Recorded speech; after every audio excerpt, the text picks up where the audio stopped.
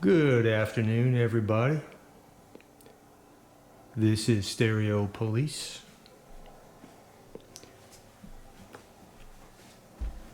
And I am inviting you to take the test.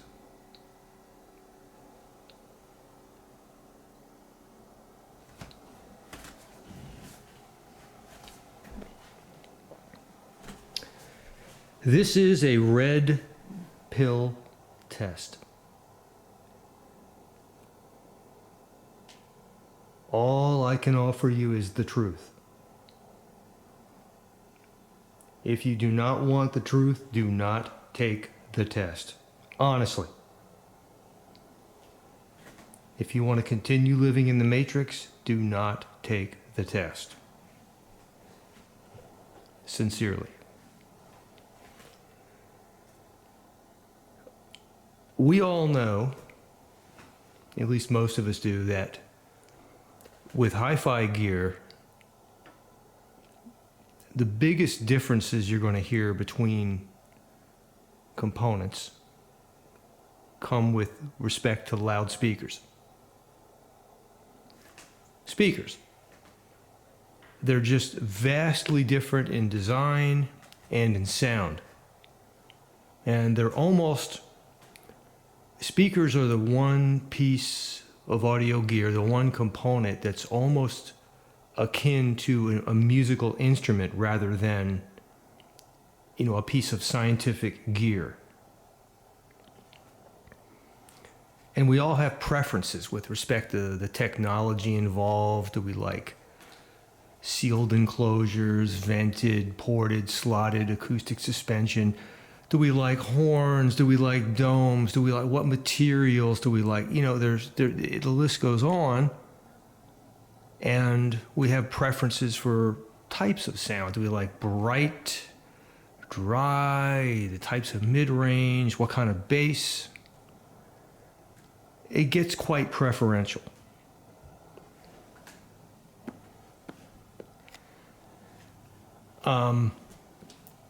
And just to give you an example, I have two speakers here, the Klipsch Cornwall 3s and the Advents. I happen to have, oh yes, I happen to have some REM playing.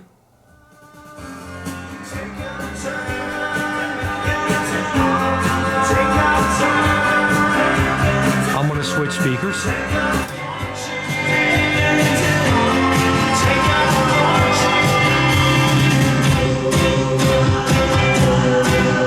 I'm going to switch again. Switch again.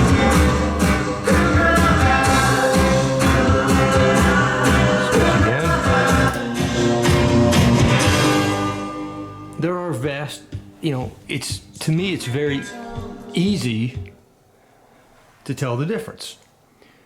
But it gets much more challenging to tell the difference in sound between amplifiers, although I can still tell, but it's really, really challenging.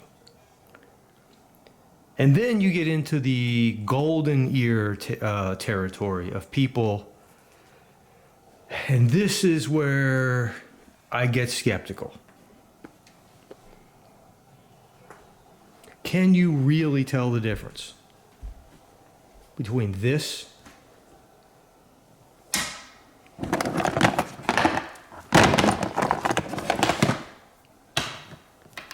and that? There's a huge cost differential. Now granted, I like, and this isn't even a great pair of cables. This might have cost 98 cents at Radio Shack 10, 15 years ago when I got them. This might be 50, 60 bucks.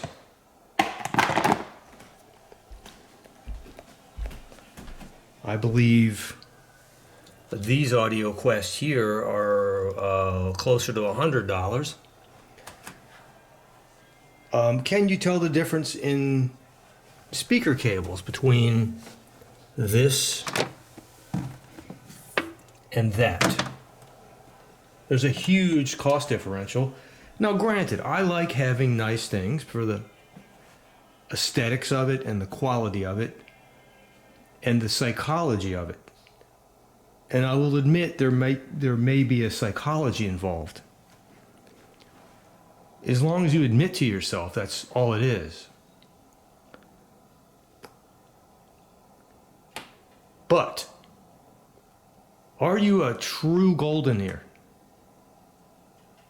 Or are you living in the Matrix? Are there really these golden ears out there that can tell the difference between these things? Between speaker cables, wires, and this got me thinking in my pursuit of DACs. I've been pursuing a multi-bit DAC as opposed to a single-bit DAC. And then I got to thinking, well, you know,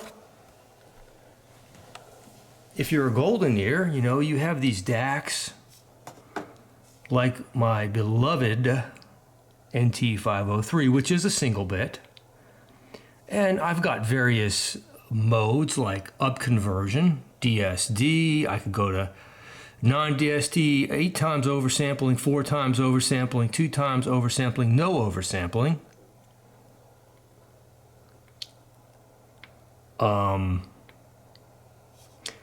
And then I have a host of filters, digital filters. None, finite impulse response, sharp, slow. There's another, I'm not even familiar with that one, sharp, another slow, and off. Can you really hear the difference between these things? So that's what I'm going to do. I have a test. And I call it the red pill test.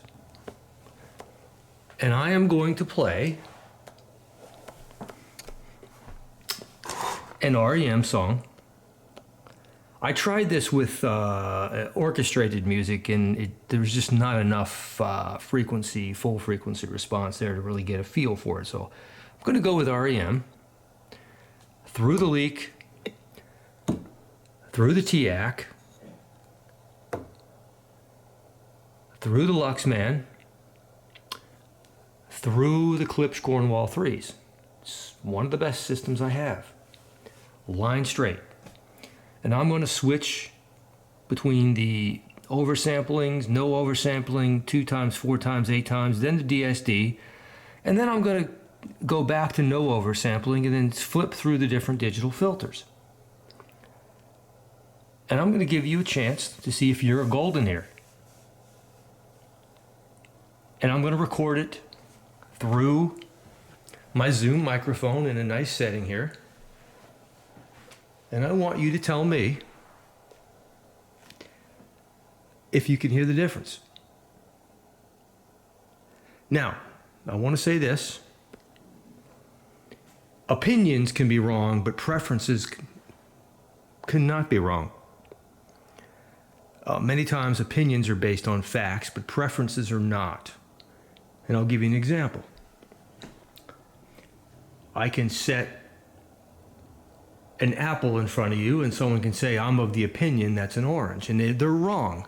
They're factually wrong. That opinion is wrong. However, I can set an apple and an orange in front of you and you can say, I prefer an apple. That's a preference. That's not wrong. All I want you to do is tell me which of these digital filters or which of the oversampling or no oversampling you prefer. And listen very closely. Or you might say they all sound the same. And then that's going to be part 2 of this video. And then I want to give you a little breathing room to think about it. And then part 3 and final, I'm going to tell you objectively what you should have picked. Now, this sounds funny. This sounds interesting. But I'm going to tell you what should have sounded objectively the best.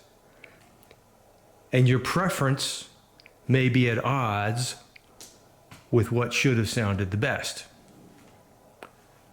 And therein lies the red pill. And I'm telling you folks, don't take this test if you want to continue living in the matrix. Part 2 and the test will begin this evening. I'm on my lunch break now, and I don't have time to work this up, but this will begin this evening. I intend for this to be enlightening and educational and informative. All are welcome, and I'm not going to keep this up on my channel for too long. It's going to be probably a temporary posting because it will interfere with some future tests that I'm going to post for other reasons. It's going to be very, very interesting and very telling. I really hope you enjoy this, and I hope you're able to join me this evening for part 2. And then part 3 will be tomorrow evening. I'm telling you folks, don't take the red pill unless you really, really want to know what's going on. And feel free to comment on your preference, not your opinion. All right, folks, I'll see you all tonight. Ciao. Stereo Police. I love you all. Sincerely. Over and out.